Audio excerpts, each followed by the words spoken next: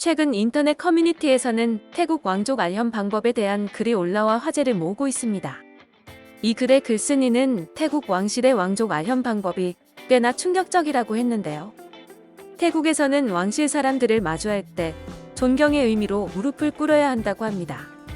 글에 게재된 이미지들을 보면 태국 왕족을 알현한 사람들이 왕족 앞에서 무릎을 꿇고 있는 모습을 볼 수 있는데요.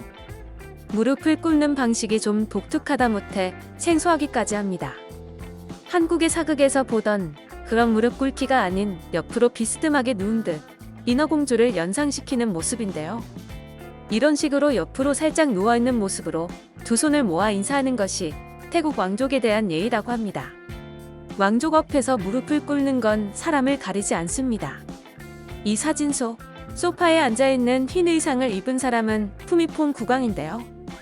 검정색 정장을 입은 남성은 군사 쿠데타를 일으켜 정권을 장악한 수찐다 총리입니다.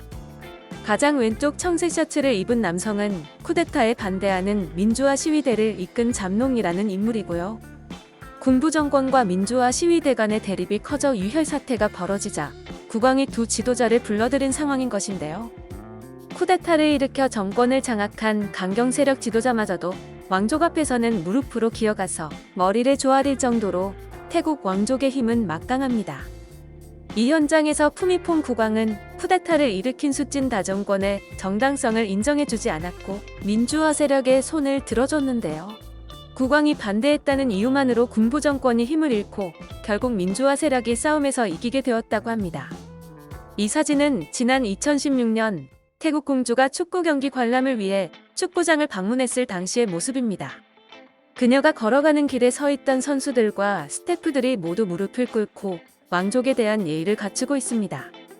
태국 왕족의 힘은 태국 내에서만 돋보이는 것이 아닙니다. 2013년에 개최된 부산국제영화제 당시 영화제를 방문한 태국 공주에게 감사패를 받는 윤재균 감독의 모습입니다. 윤재균 감독은 태국 왕실 문화를 존중하는 의미로 다른 참석자들과 함께 무릎을 꿇는 예를 갖췄습니다. 태국 왕족과 함께 사진을 찍을 때도 함께 서서 찍으면 안 됩니다. 왕족은 서 있더라도 함께 사진을 찍는 사람들은 무릎을 꿇고 앉아야 하는 것이 태국 왕족에 대한 예의라고 합니다. 태국 왕족 알현 방법에 대한 글을 본 한국의 네티즌들은 한국 사람이 굳이 태국 사람에게 절해야 하는 게 이해가 안 된다. 굴욕적이라기보단 한국까지 찾아온 타국의 왕족에 대한 예를 갖춘 것 아닐까? 진짜 이상해 보이긴 한다. 요즘 세상에 아직도 저러는 나라가 있구나. 무릎 꿇는 방식이 독특하네. 아련실의 카펫은 필수겠군. 예전에 송승헌이 태국 공주 만났을 때 무릎 꿇었다고 해서 다들 엄청 웃었는데 진짜였네. 저래 보여도 태국 왕족들이 굉장히 국민 편이고 인자해서 국민들도 국가의 어르신으로 대접한다고 하더라. 쿠데타로 정권 잡아도 왕족한테는 힘도 못 쓰네. 유럽 배경이었으면 무슨 판타지 느낌이겠네. 유머인 줄 알았는데 사실이어서 놀랐다 등 다양한 반응을 보이고 있습니다.